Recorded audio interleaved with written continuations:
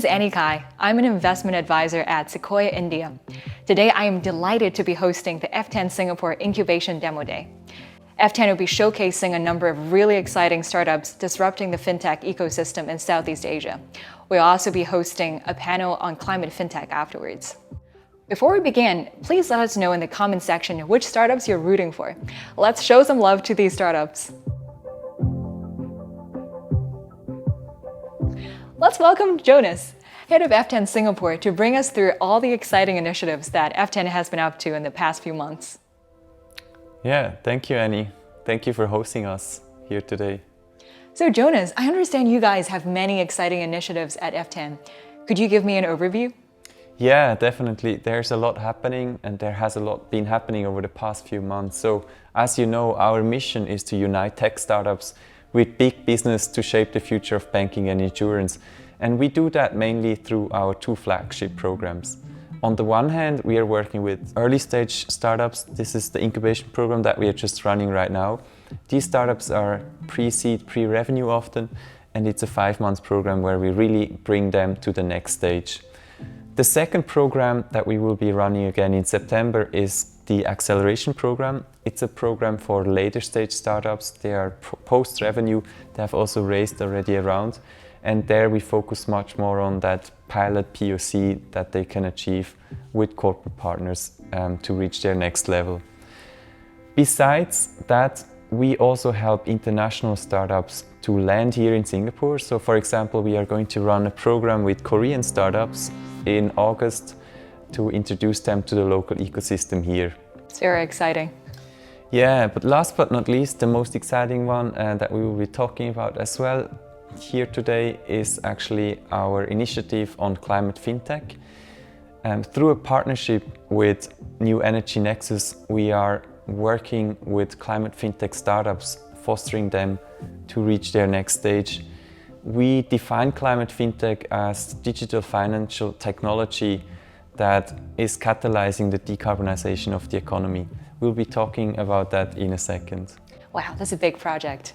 I understand you're not doing this all by yourself, right? No, indeed. This is very much a teamwork, and I'm very grateful for the global F10 team and especially for the local team here with Melvin, Chayadeep, Lucy, Priscilla, Richard and Marcus helping us out and having really worked very hard over the past few months to make this happen. And what about the external ecosystem? Are you also working with the leading financial institutions? Yeah, indeed.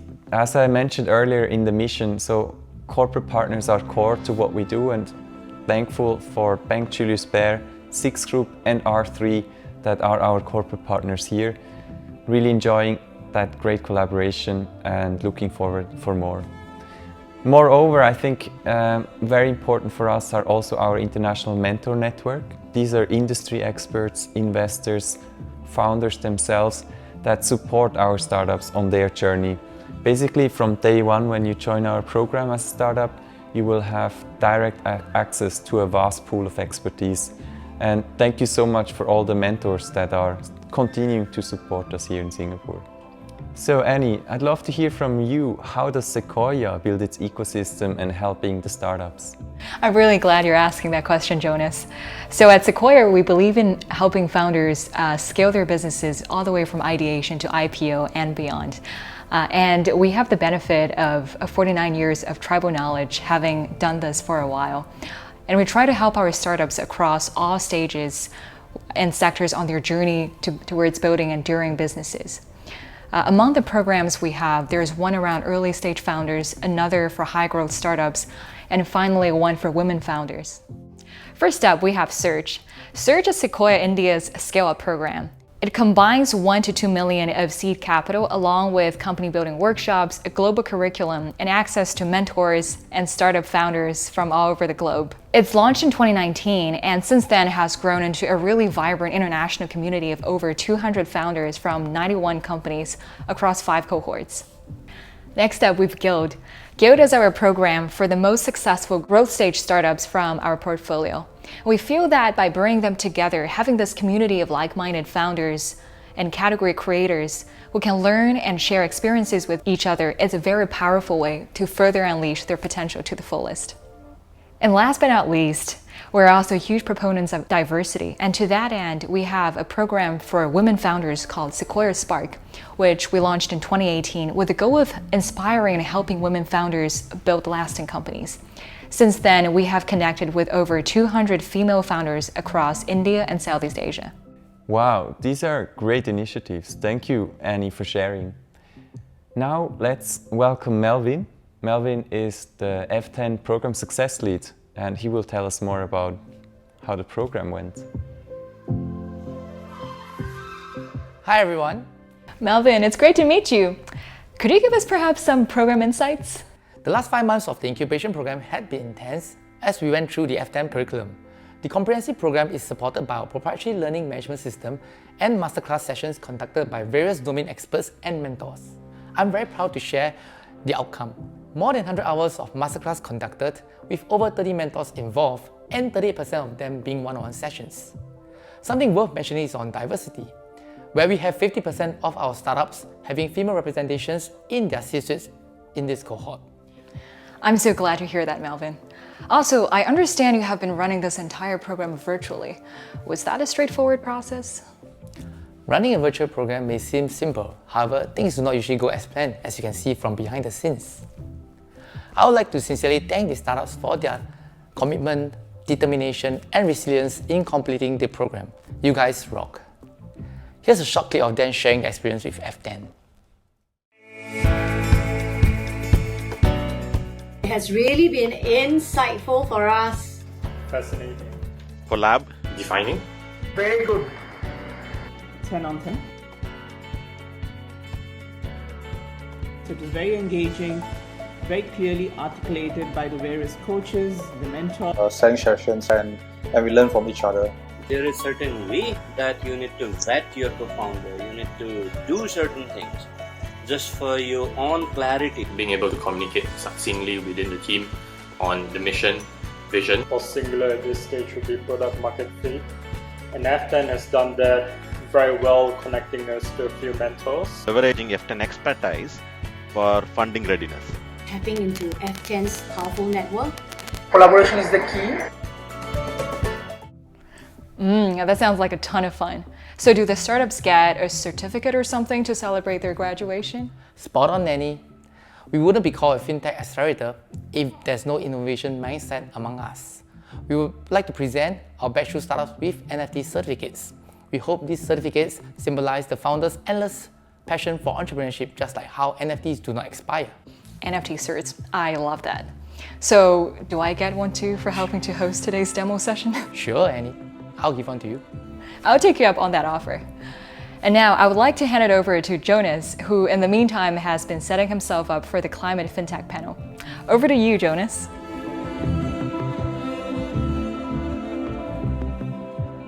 Thank you, Annie, and welcome to the Climate FinTech panel. Climate FinTech is literally a hot topic these days. Numerous public as well as private sector initiatives are being initiated. For example, here in Singapore, we have MAS with their Global FinTech Accelerator for a greener financial sector. To shed more light on the topic and dig deeper, I'm joined today by awesome panelists.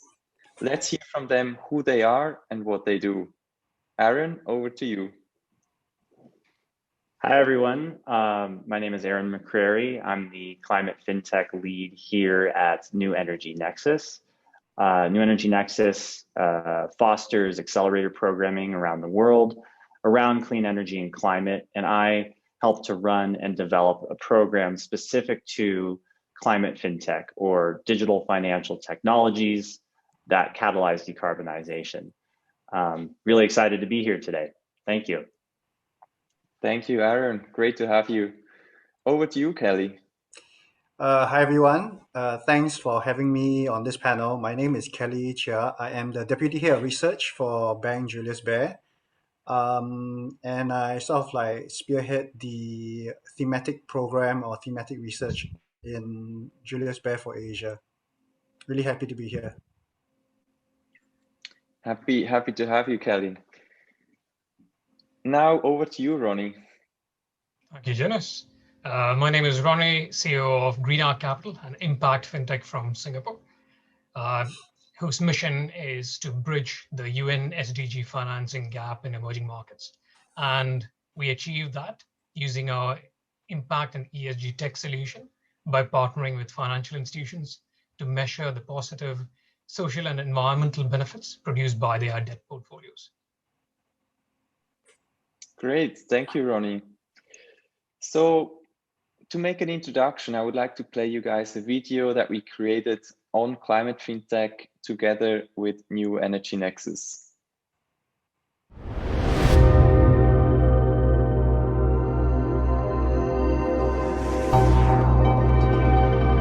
Climate change is an existential threat. And the mobilization of capital towards decarbonization is instrumental in fighting this global warming catastrophe. It's widely understood that $3 trillion US per year needs to be invested in supply-side climate solutions. This is 4 times current investment levels. Frankly speaking, money is not moving fast enough to the solutions we need now. Fintech is a great mobilizer of capital. It has already proven as a scalable disruptor to the financial industry. The question is, can fintech be used directly to improve our planet's well-being? We from F10, together with New Energy Nexus, believe the answer is yes. The application of digital technologies such as big data and artificial intelligence improve financial decision-making, transparency, and support new use cases.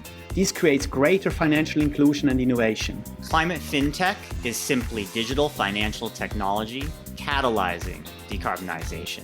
Climate fintech can help make customers more climate conscious while shopping, can help asset managers make more climate-aligned portfolios while investing, allows insurance firms to better analyze weather perils, and gives corporates better tools to monitor, measure, and offset their impact on the planet. Collaboration with big corporates is an important lever to empower these innovations to scale globally. In the future, all fintech and insurtech startups will need to consider their impact on the environment, no matter their business focus. With our combined expertise, F10 and New Energy Nexus will foster collaboration between startups and corporates in the first ever global climate fintech accelerator program. We all strive to make a difference in decarbonizing the financial system. We hope to see you all in Switzerland, Spain, and Singapore very, very soon.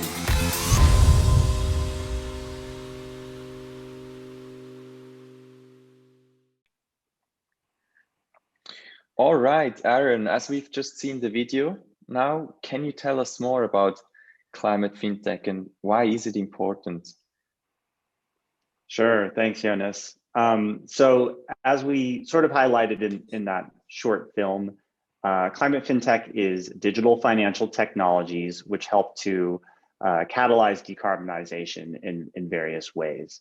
And so this takes shape throughout the financial system. It could be sustainable consumer solutions like credit cards, which enable climate action or awareness on how your consumerism is impacting the planet. It could be technologies which help to bridge carbon markets or energy markets, synthesizing offsets with corporates as they commit to more net zero commitments.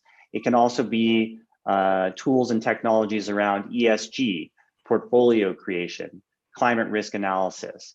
So just to sort of put a little more meat on the bones, one example is a company called Sylvia Terra.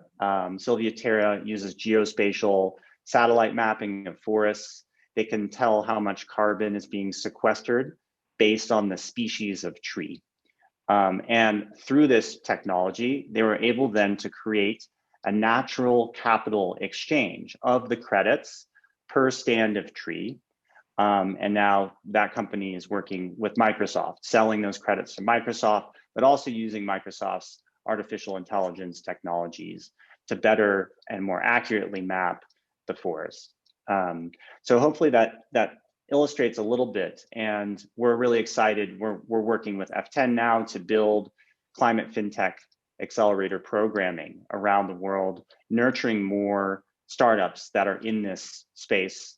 As Jonas also mentioned, there's a lot of movement momentum, support by governments, financial institutions to more deliberately foster innovation in this space. Hey Aaron, do you have, I know this ESG trend has really started off in Europe, spreading to the US. Asia is a little slow. Do you have any examples that of this catalyst or this movement that's happening here in Asia? Well, I think that one of the sort of sweetheart examples in Asia is ant forest. Ant forest is being used by 400 million people in China. It is an app that incentivizes and gamifies climate action. And so people are rewarded with credits if they take a bike to work versus taking a car. Those credits can then be used to purchase things. So it's amazing what kind of impact this type of technology can have at scale. I think Ant Forest has planted over 150 million trees to date through this type of initiative. So hopefully that helps illustrate. There's lots of others, and we can get into that later in the conversation. Cool. Thanks for letting us know. Yeah, that's actually a great segue over, because we do have here up and coming startup in the space, GreenArc, which is represented by Ronnie. So Ronnie, tell us about what you guys are doing at GreenArc, and how does your solution work? Sure, Jonas. GreenArc, as I mentioned, is an impact fintech based in Singapore. And our primary differentiator is our technology platform that helps measure the impact generated by debt products to the end beneficiary at a granular level, for example, at an microloan level. We have a multi-step process to capture, measure, and report the social and environmental impact of investments, both positive and negative, to ensure the investment principles are aligned to impact objectives. Through our impact measurement methodology, we prioritize transparency and accountability using a robust impact measurement system that adheres to global standards, including the UN SDGs, GINIRIS Plus catalog of metrics, and the methodology itself was developed under the guidance of the Impact Management Project. Our big data solution provides us contextual information based on benchmark data that we obtain from a variety of sources, including national statistics bodies, multilaterals, etc., across 200 plus jurisdictions. The solution is delivered through an industry-first impact API, which financial institutions can integrate easily into their existing solutions. And the latest exciting development we have is a research project that we have undertaken with BNP Paribas to use advanced ML techniques to assist in flagging impact washing, where impact is claimed without evidencing it. The project has a potential to revolutionize how impact audits are done in real time and on a whole portfolio basis, rather than sampling on a post-facto basis. Nice. And you are based in Singapore, right? So I think would really like to hear more, as we had Kelly just asking about what are the climate fintechs in Asia and some examples. How does the local ecosystem support you guys, and how is the traction, how is the demand from customers on your end? Sure. So the Singapore ecosystem is wonderful for startups in general, and especially so for fintechs, and more recently for green and sustainable focused fintechs.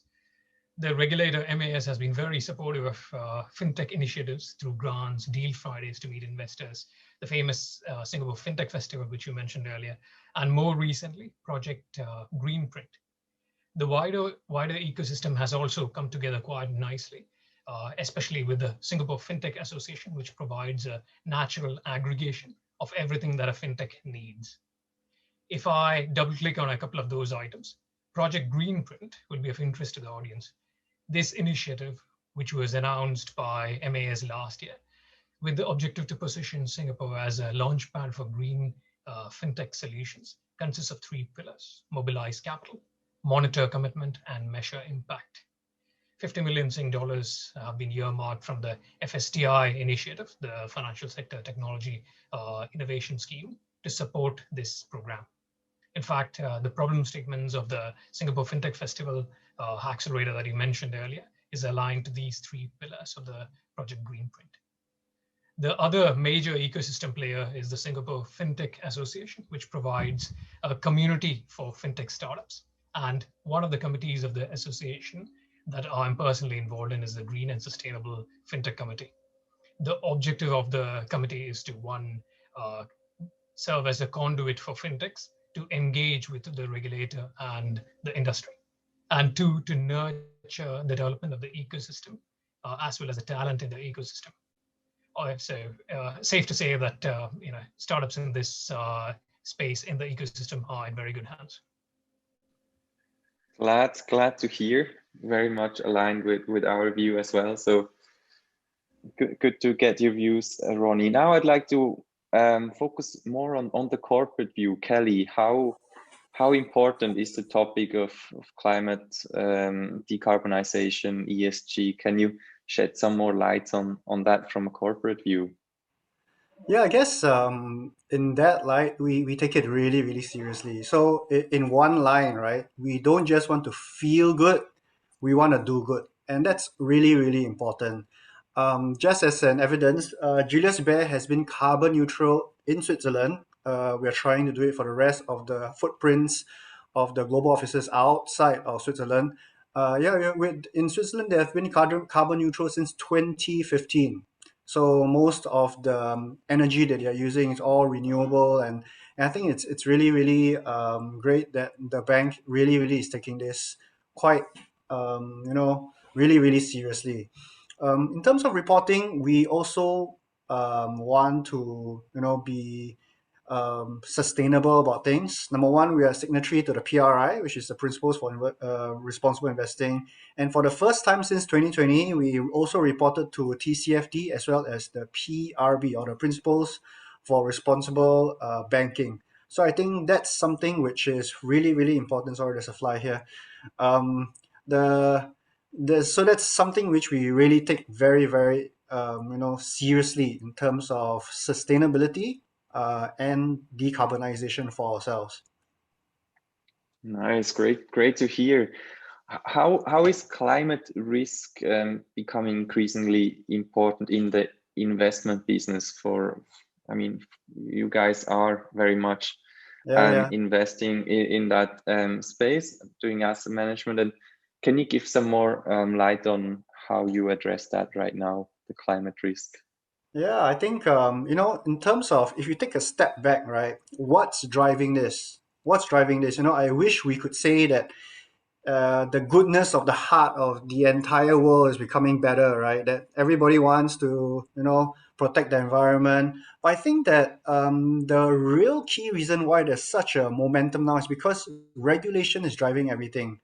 And also, not just regulation, I think that many of our clients' children are also coming into the banking system, so they really want to know. They're quite conscious about these issues, about impact investing, about responsible investing, and how sustainable are we as a company, implementing these kind of ideas. So we're getting a lot of inquiries. Media obviously is talking like left, right, center about it.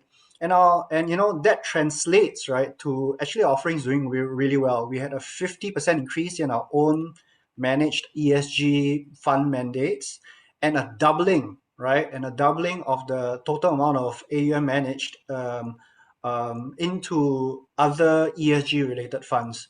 So I think it's really, really important for us to address this segment.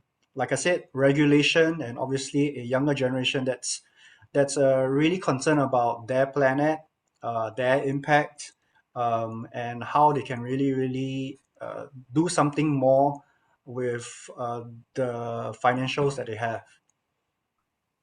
That's really great to hear. So it's really a generation shift that is demanding that, right? Yeah, definitely. Glad to hear. And these are big changes. Exciting. So now just looking forward into the future, would love to hear from you guys. What excites you the most about as this ecosystem matures and evolves? What are you most excited about? Where do you see the biggest opportunities? Maybe I start again with you, Aaron. Sure. And I suppose I'm a serial optimist around this topic, but I guess one thing I'm really excited about is this sort of arena of sustainable consumer solutions. As Kelly just said, there's sort of this shift in the demographic concern or perception of all of this. And I sort of feel like there's going to be this threshold that is met where all of a sudden a lot more people start to be interested, start to use these technologies, start to take climate action in every swipe of a credit card or every sort of movement, transfer of dollars, the way that they invest. And so I'm really sort of excited to see that normalization of climate action in the ways that we save and spend and invest and lend. And I remain, again, optimistic that a lot of that momentum is going to take shape over the next year. Glad. I love positive people and people that see the opportunities in the future. So glad to hear that. Ronnie, what are you excited about? Jonas, so as I mentioned, we know what's happening in the Singapore ecosystem, but beyond that, if you were to look at the change that is happening, especially through the pandemic, if there is one silver lining from that experience, is the awareness for a need for change from the status quo, as well as financial institutions and asset managers being driven by clients, as Kelly elaborated earlier, as well as regulators and general public demanding for the move to sustainable business. In that sense, the timing is perfect with the demand and supply side asking for these solutions. And as a fintech in this space, we are excited to have the front row seat when this paradigm shift is happening. Yeah, definitely. You are in a way a benefiter of that. So good stuff. Kelly, how about you? What are you excited about looking forward? Yeah, I mean, I personally think that there you cannot find a bank that does not have a responsible investing, sort of like strategy now. I think what I'm excited about is that in doing that, what is our impact? Is it just buying, I don't know, $1 million worth of a share? Is that real impact? Does it change the world? I don't know, So I think that what I'm really, really excited about is that, all these fintechs, like what Ronnie and Aaron are talking about, if they can help us measure the impact, if they can help us measure, if we do something, especially as an investment house, what is the impact that spills all the way down the supply chain, right, or the investment chain, as what you see it? Because I think that we are struggling a little bit now with too much data. I know, as Ronnie said, right, there's so much money going into it, so many fintechs trying to jostle for space and saying that basically my solution's the best. It's like sometimes I feel that it's like, I don't know if you remember this, but there was a Blu-ray versus DVD battle many years ago, right? So whichever basically had more power and money, and eventually obviously we use DVDs more than Blu-rays, so I guess they won the battle there. I mean, Blu-ray is still around, but it's not exactly the standard that we sort of like use. So I think that what really excites me is if there is a unified, or at least 80-20 rule, right? If there is a solution that can unify 80% of what we view as impact, and I think that will be really, really helpful for us, because we don't just want to, I don't know, do investing for the sake of it or feel good about it. We need to measure the impact. I think that's what excites me. Great. Thank you so much, Kelly. And that's kind of a shout out to all the startups that are working on such solutions. You might have an interested client here in the panel for you. Great. It was so much fun. Thank you guys for joining me today on this panel. This is it. And I would hand it back to you, Annie. And now, the part you've been waiting for, the startup pitches. But first, a couple of engagement tips. When the startups are pitching, if you have any questions, feel free to post them in the chat window and they can answer them live. After they're done pitching, please don't go away just yet. We have dedicated time for you to interact directly with the startups and founders after the pitches. Let's welcome the mentors who will be introducing the F10 startups, as well as the startups themselves who will be presenting their pitches. Hello everyone, my name is Stefan Baumann. I'm a financial professional of 20 years, 15 years in corporate banking, the traditional banking side, and I'm currently based in Singapore. I met Vertices earlier this year doing a pitch, and I was really inspired by their solution. Because I think their solution is not just an important financing solution, which is kind of the lifeblood of banking. Their solution is doing financing in a smart, new, highly automated, and even socially responsible way. Socially responsible is very interesting. That means they actually reach clients, small companies that otherwise wouldn't get funding. I've met with them regularly on a frequent basis. They're very interested in what I have to offer from the traditional banking side, and I learn a lot and how agile and how quick they adapt to the requirements of their customers. With no further ado, please join me in the presentation of Volkmar and the team, and I'm sure you will hear a lot of them in the years to come. Hi, my name is Volkmar Ahrens, and I'm the CEO and co-founder of Vertices. Today, I would like to introduce Invoice Next to you. According to the World Bank, Asian SMEs have a huge unmet financing need of $2.4 trillion. At the same time, it is estimated that at every given moment, more than $20 trillion are locked in Asia's supply chains. That is $20 trillion worth of goods and services which have been provided but not yet paid. The thing is, whenever suppliers provide goods and services to large corporates, they are faced with payment terms of 60, 90, or even more days. Lenders could step in, but they won't. Acquisition and processing costs, fraud and collection risk make it economically impossible to underwrite most invoices, especially for SME suppliers in emerging markets. The vast majority of suppliers do not have access to any form of supplier finance. Invoice Next is an enterprise SaaS with embedded finance module. Using already existing data, it mimics smart contracts and will automatically offer suppliers early payment for their invoices. No humans in the loop. Once a supplier accepts the offer with only a single click, the payment can be done without risk. Invoice Next gives suppliers payment certainty. True fintech makes it possible to receive payment not in months, but in seconds. Invoice Next is ready for POCs to start in Singapore, and first pilot installations are coming in Q3. Our target audience are large corporate buyers with each at least 5,000 suppliers. Besides approaching our existing network of more than 150 corporates, we have already contracted reselling partners and established lenders to extend our own reach. The key differentiator of Invoice Next is our aim to onboard 60% and more of our customer supply chain. Our competitors are addressing comparatively niche segments with less than 20%. Our revenue model is simple. We participate with a small cut of only the tangible benefits of our partners, which are the corporate buyers and the lenders.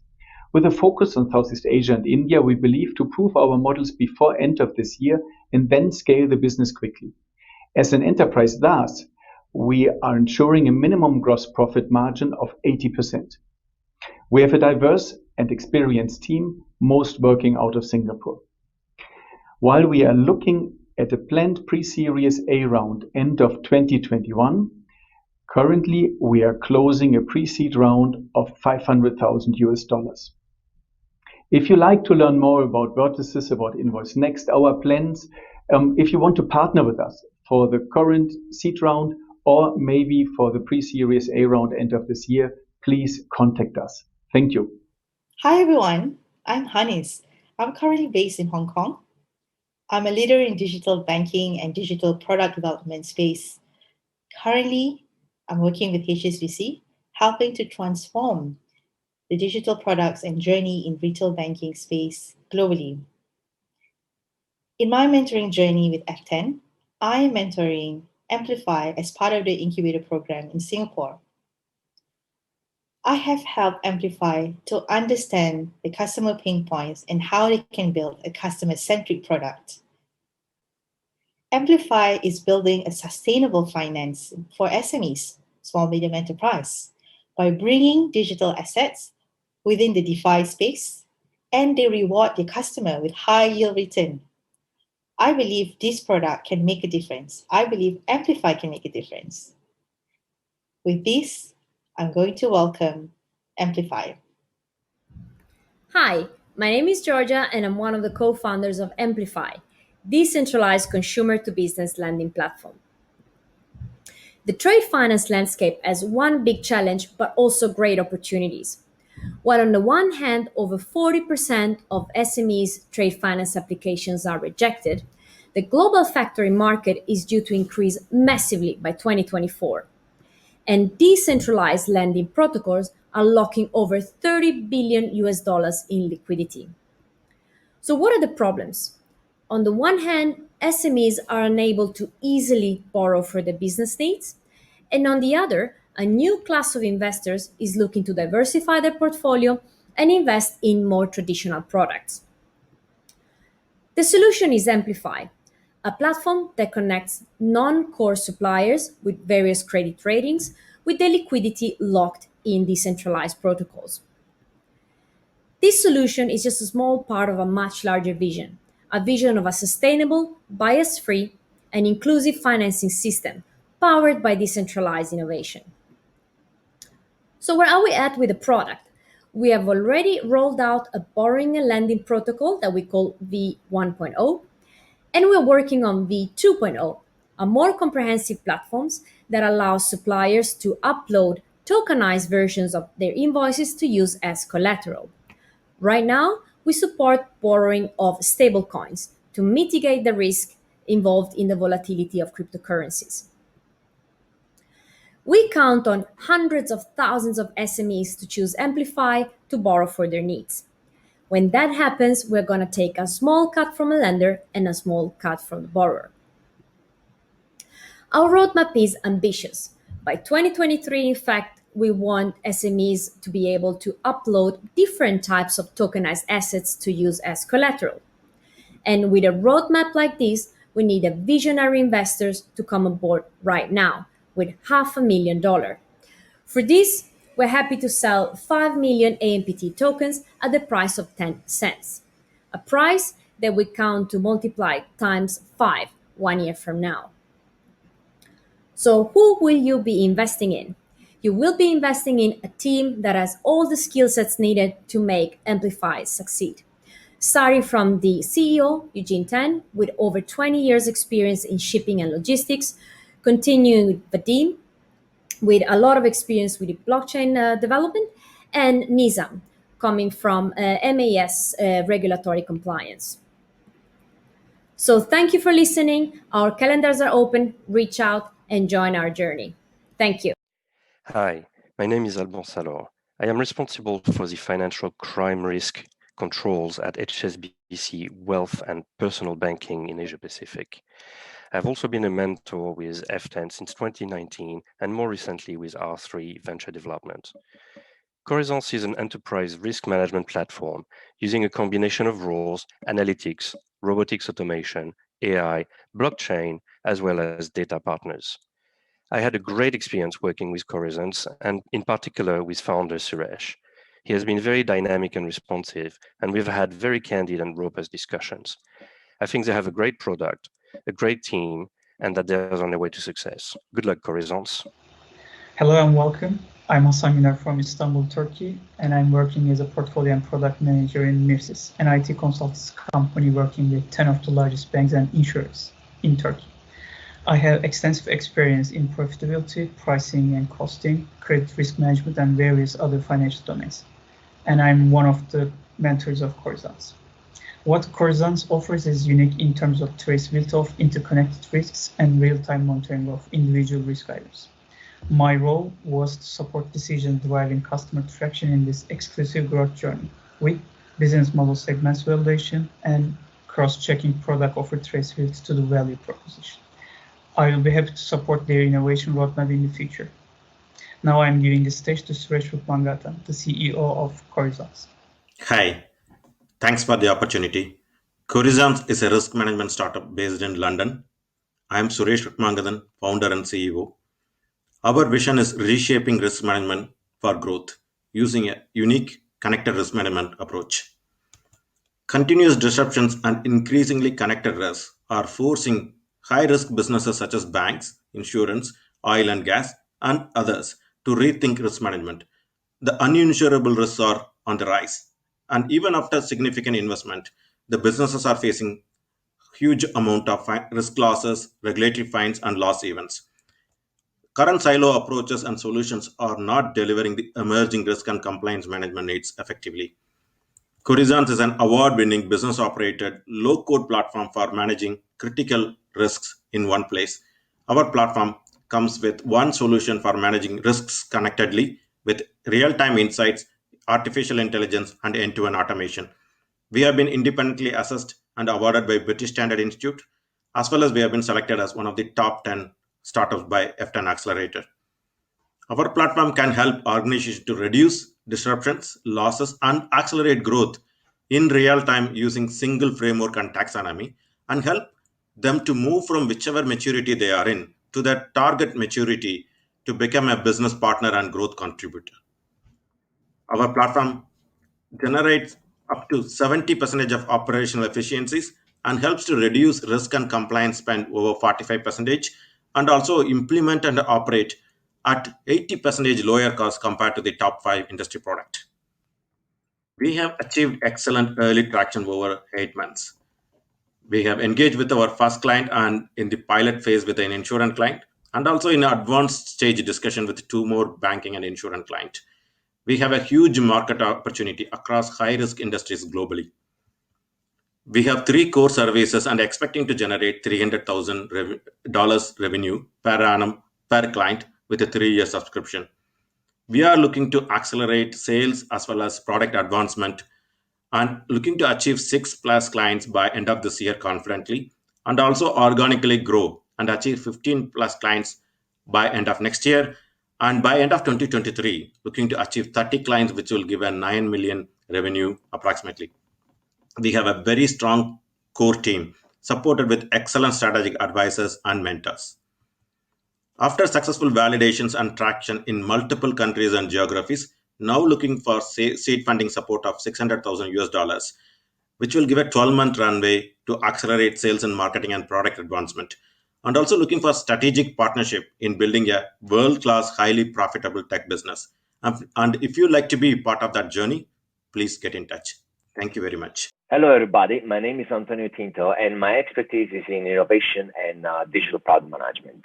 I've been mentored for iTechGenic, which is an AI-driven solution that identifies risks by analyzing various program metrics data across team, projects, resources, which is eventually presented through a unified dashboard. It also provides recommendation on mitigative actions to basically get the project back on track. What are the benefits of iTechGenic? So the mainly project managers can improve their delivery and stabilize their releases. Using iTechGenic, the companies can save approximately 10 to 15% on project cost. The solution is non-intrusive and it sits on top of current tools, DevOps tools and project tools, without bringing any disruption to project execution. I've been working closely with the team, and they are full of energy and eager to scale up their products. Hello, everyone. I am Durga Bodapati, Chief Product Officer of iTechGenic. iTechGenic is developing AI-powered solutions for software development teams. Project leaders managing software development teams are struggling with 2 major problems. First, they are managing distributed teams that are using different software tools. So the information is spread out among different software tools. Since they're not able to see the complete picture, project leaders cannot get answers to basic but essential questions like, is the project on track? Where are the problem areas? And so on. Second, merely bringing together the information from the different software tools is far from an adequate or helpful solution because there are a vast number of correlated metrics that still need to be manually inspected and analyzed. This is what it looks like when different teams are using different software tools. As you can see, it gets very complex very quickly. Just bringing together the information from the different software tools is not enough because a large number of metrics still need to be manually evaluated, which is a very burdensome and time-consuming task. The iTech Genic solution is an integrated dashboard that brings together all the information from the different software tools. Once all the information is brought together, the AI-powered Project Risk Advisor provides an early warning system that intelligently and automatically identifies problem areas. In addition, several recommendations are offered to resolve each of these problem areas. Let's go over the solution design. At the bottom are the various software tools that are being used by project teams. I would like to emphasize that we are not replacing or modifying the existing tools. That's crucial from a change management and user adoption perspective. Information from these software tools is pulled into our data lake, processed by the AI engine, and presented in intuitive and easy to consume dashboards. The market opportunity is extremely large since iTech Genic solutions are sector agnostic and even small teams can derive tremendous value. We are currently engaged in multiple POCs and have a strong pipeline for additional POCs. We are a seasoned team with decades of experience in large enterprises as well as startups. Please do reach out if you're interested in a POC, becoming a reseller, or looking to invest in our bridge round. Thank you. My name is Dominic Ekwe. I'm General Manager of Ascentis Technology, a smart communications company here in Singapore. I'm working with banking software vendors for over 20 years, and I'm very honored today to introduce you Artius Global. Artius Global is a RegTech company which is also providing shareholding disclosure solutions. And what is important for a RegTech company? You need first to have the right data. You need to have a really sophisticated engine. You need to have a tool which makes the end user easy to use. And all this you can only reach by having the right people who really know the business on the ground. And working with those guys in several sessions showed me they have the right people. So that's why I now hand over to those guys explaining you their company. Hi, my name is Jacqueline Pang. I'm the CEO and co-founder of Artius Global. If you think compliance is expensive, try non-compliance, a famous quote that leads us to the mission of Artius Global. We are a regulatory technology company with a mission to simplify regulatory reporting. The founders and team are senior practitioners from financial services, and our flagship product automates shareholding disclosure. What is shareholding disclosure? Financial market regulators require mandatory reporting when aggregate shareholding reaches specified thresholds. Imagine the challenge for a financial institution trading in global capital markets having to consolidate shareholding across all its entities and report within 2 days of reaching the threshold. The automated reporting of shares is an industry-wide problem globally. Failure to comply can lead to sanctions, hefty fines, reputational risk, and criminal liabilities for directors. My co-founders and I have spent almost 2 decades working for global asset managers and investment banks. We have deep industry know-how in investment advisory, compliance, operations, and technology. As senior practitioners, we saw the opportunity to provide digitized regulatory solutions. Today, we're proud to say we have a commercial solution covering global markets. Our first market client, a global bank, is a reference client using our technology to report across 400 entities. We also onboarded several trust companies and boutique managers. Our global partners are market data providers and international law firm, and we are supported by the government of Singapore, who has linked us with institutional investors in Europe and US. With current traction, a mature product, and a strong pipeline, we believe we are well positioned for rapid growth. The addressable market is conservatively estimated at US $1 billion per annum with multi-year contracts. Target clients include insurance companies, asset managers, banks, and many other institutions in financial services. We charge a subscription fee based on market coverage, and we offer a SaaS version for smaller clients. We are looking for a strategic investor who sees our potential. Our ask is for US $1.5 million to expand our go-to-market capability. We aim to be the leader in APAC and to expand into the US and UK markets where large institutions are headquartered. Potential clients from these markets are already coming to us through our website, partners, and Singapore government, providing the opportunity to establish an entry point to harness the massive potential of these markets further down the road. We aim to be a global leader in regulatory technology for institutional investors. If you see this as an exciting business opportunity, please don't miss the boat, and we would love to connect with you. Thank you. Okay, my name is Raymond Chung, and I'm the partner at Focus Tech Ventures. We are a venture creation firm that invests in early stage startups. According to Gartner, the demand for low-code and no-code technology have since gained popularity for companies. On the demand side, the need for digital transformation is at all-time high and cannot be met with the existing technology platform, given the shortage of technical workers. The low-code, no-code tools have since stepped in to fill this void by enabling knowledge workers to configure software without having to code.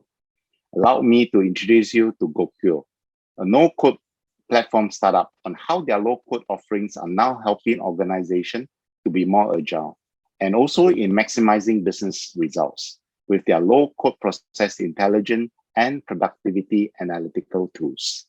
Hello everyone, I'm Manoj Gimire from Gokyo Labs. 3,100 is the number of staffs working on a reconciliation department of a tier 1 bank. What are they doing? Just matching records. Records generated at the bank with the records coming in from the third party. The reason it requires such a big workforce is because of the way it's done, which is either manual or using point solutions like Excel templates or simple scripts. The solution is to make the process of data matching easy, transparent, and cost-effective, and it has multiple use cases. Our product is a no-code platform for data matching, reconciliation, and approval workflow. And we support the process end-to-end, from fetching the data from the source system, transforming the data, matchmaking, workflow management, and reporting. Our first customer, NIC Asia Bank, the biggest bank in Nepal, saw 58% reduction in reconciliation workforce within first year of using this software. The global account reconciliation software market size is around 2 billion right now, and is expected to grow past 5 billion by 2027. And talking about competition, there are few players like Reconart and Autorec, which are in-house installable softwares, and others like Duco and Reco are cloud providers. But we are still special because of our massively pluggable architecture. Our implementation time is lower. Since we are focused on data matching and reconciliation, our user experience is much easier. And since our operations is based in Kathmandu, we can be really aggressive on our pricing. On May 2018, we were approached by NIC Asia to show the problems in their reconciliation department. We collaborated with 2 commercial banks to build this product.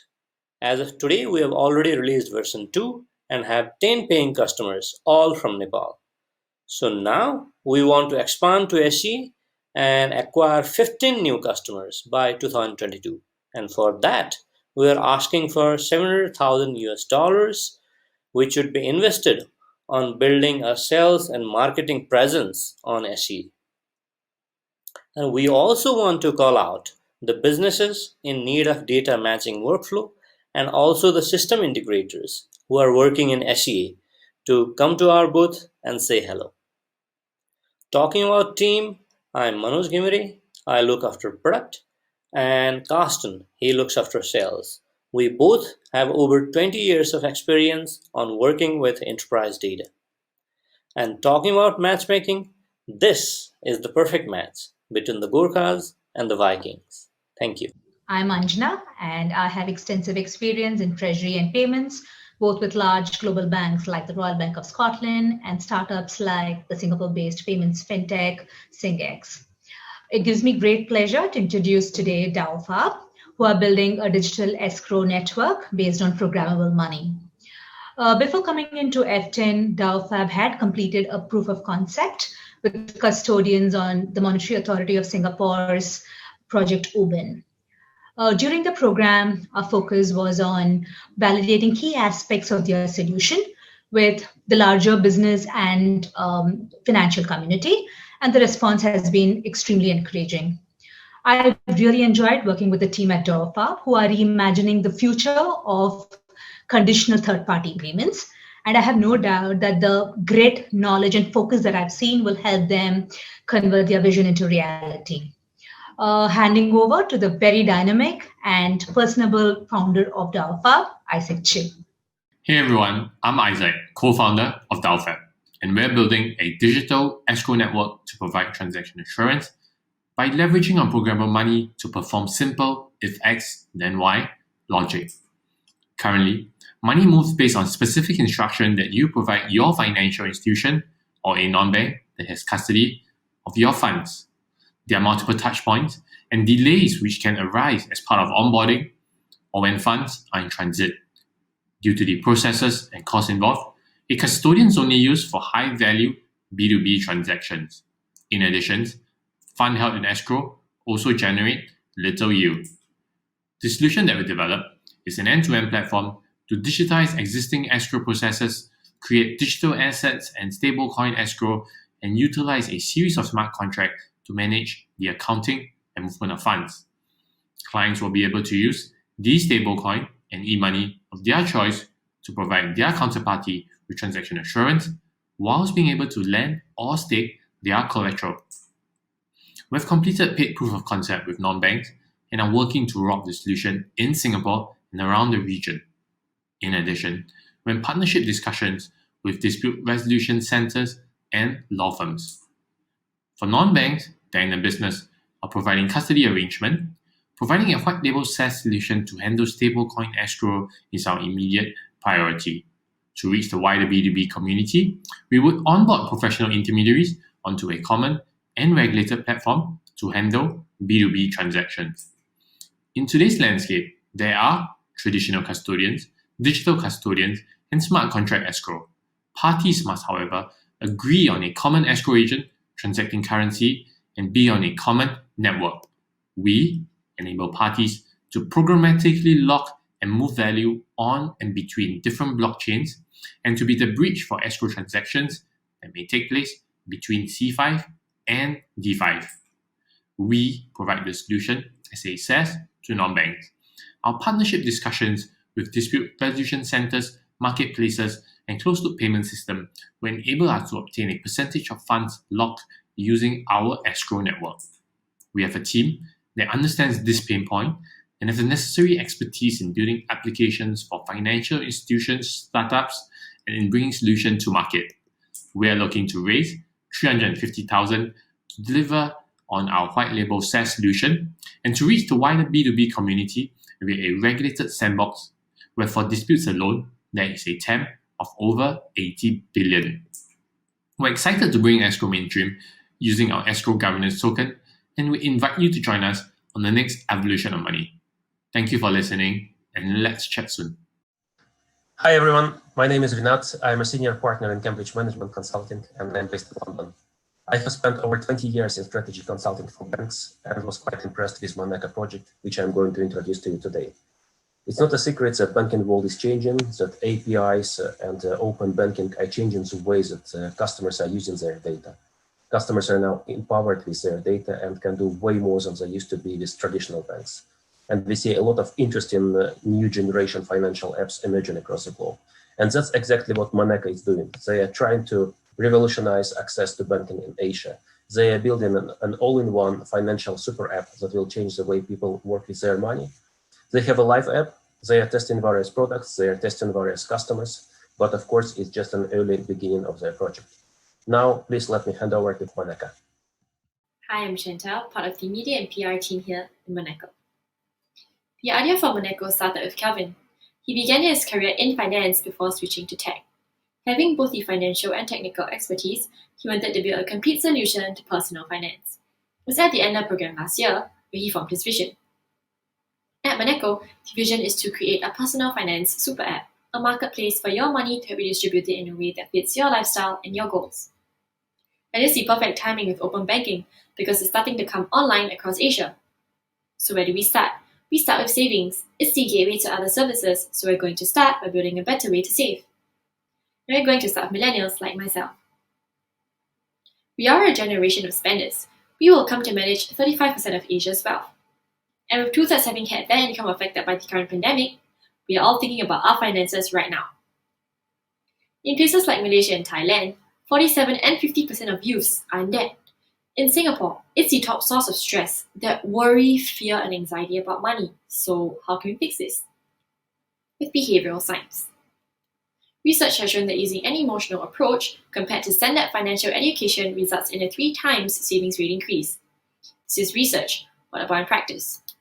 Capital in the US, using behavioral science, has helped their 1.8 million paid users save over $1 billion. Dreams in Europe, 65% of their users are less stressed about money after just 1 month. We asked millennials in this region what they thought about our idea. We gained over 400 early access signups in just 4 months.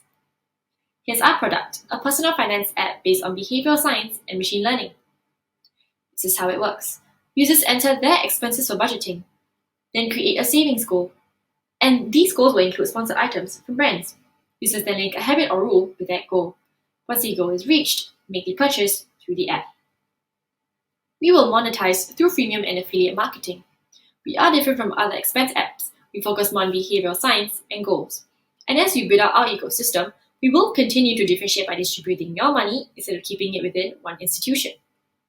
Since our official launch is in June, we've been growing at an average of 8% a week, with approximately 70% of users actively saving towards the goal. We are currently raising our seed round to help us add to our ecosystem. We will be using the proceeds to integrate API connectivity to build towards our vision of a super app for the 200 million plus millennials like myself across Southeast Asia. We would love to speak with investors who also see this huge opportunity in open banking. If you are interested, please contact us. Thank you for your time. I have helped Singular to refine their value proposition, especially within the digital product development space, and helping them to refine the digital acquisition strategy. Singular is a robust and active wealth management platform that is easy to use for everyone. They aim to democratize investment management. I believe Singular can make a difference. With this, I would like to welcome Singular. Hello, my name is Terence Hui, and I'm the CEO and co-founder of Singular. Now, the hedge fund industry is a massive $3.7 trillion industry growing at about 7% year over year.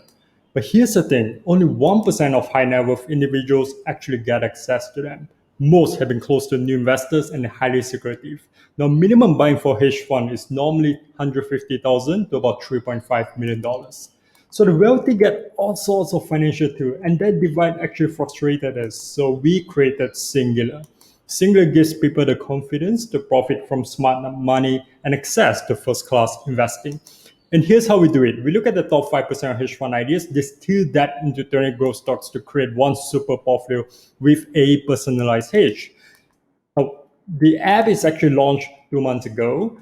so that anyone can invest with as little as $100 with our fully automated process to grow the capital at faster rates of returns. So if no lockups, no annual fees, what the angle here really is to give the average investor access to first-class investing.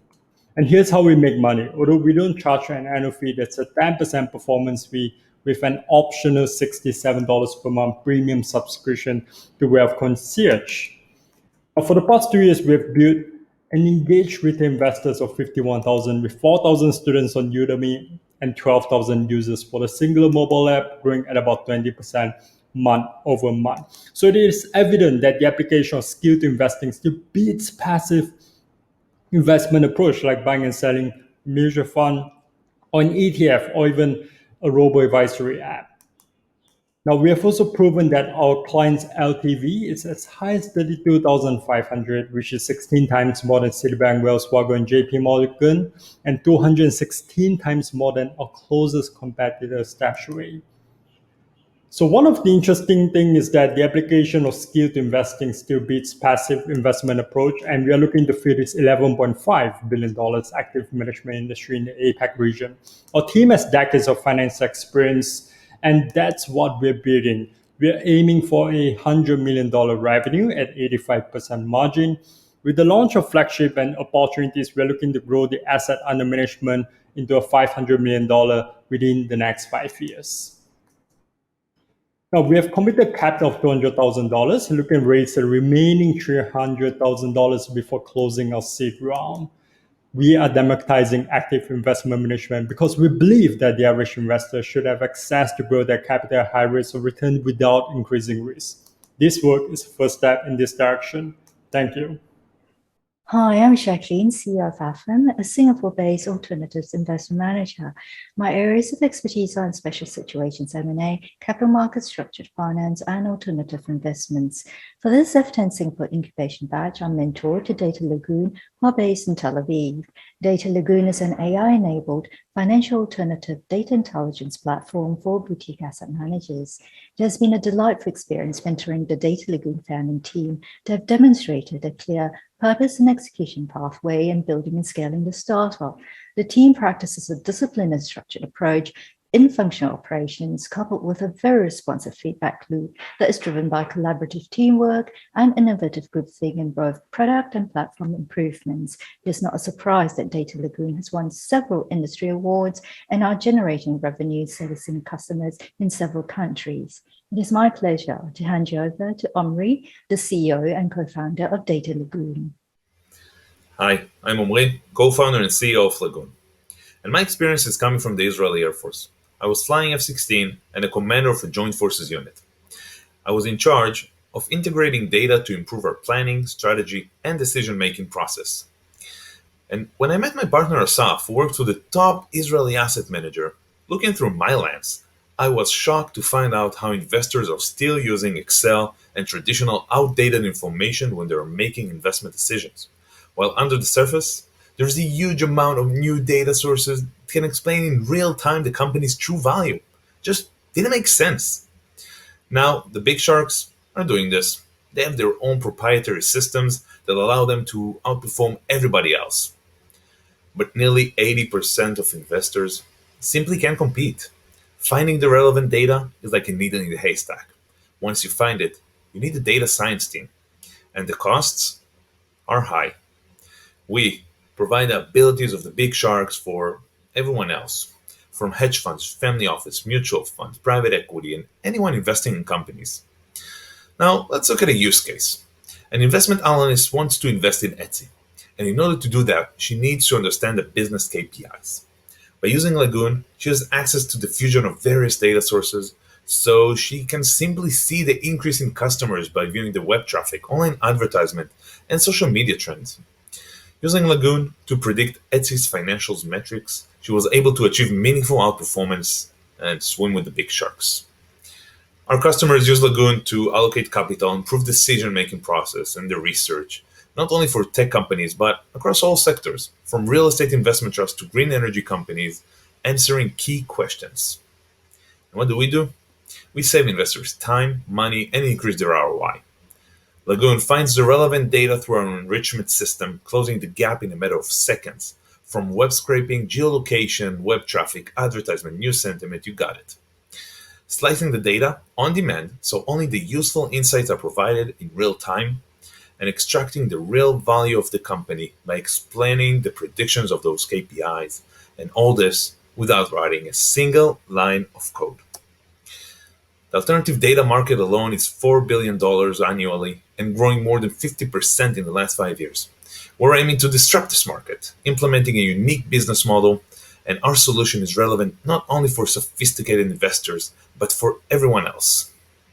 We started a year ago with the first paying customer, a hedge fund, still with us today and doubling his income from it. We've done over 10 POCs with hedge fund, mutual funds, and private equity firms, and in the last 3 months, we released our beta, growing to 10 beta testers, over 50 datasets covering over 2,500 stocks. Among our customers are asset managers with assets over $1 billion in AUM. We're 3 founders. Asaf, coming from the top Israeli asset manager, he worked in the research and innovation department. Amit, she's actually the brains behind this operation, experienced in building big data platforms. And we're backed by some of the best minds in the industry, pioneers of data and investments, from IHS Marquee, Renaissance Technology, Point72, and GAC. Well, there are quite a few investors here. Wouldn't you want to make better investment decisions? You can use our platform for your own investments or invest in our next round coming up. Feel free to reach out. Thank you very much to all the startups who presented today.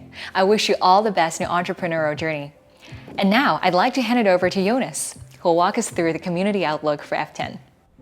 Thank you so much, Annie, for supporting us here today. It's been a pleasure to having you.